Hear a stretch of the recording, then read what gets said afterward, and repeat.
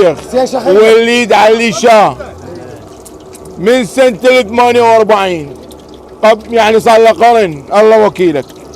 عبد الكريم قاسم كان يمنا بالوازج هنا. نجرب الاكل الاكثر مبيعا حاليا ببغداد، وبنفس الوقت لحيره العلماء نجرب البيض والعروق يم عموقي. واحد عراق واقطع.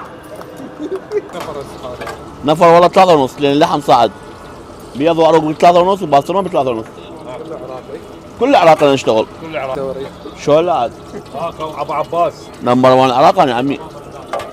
طبعا حاليا احنا يم هيثم ابو الكوك، مكان بشارع الكفاح بالقرب من اسواق حج قاسم. فتح الساعه بالاربعه وبالخمسه يكون جاهز، وبنفس الوقت تعزي الساعه بالعشره. راح تلقون عند الريف. دبر مال جبار. خادم عين. لا طري صار.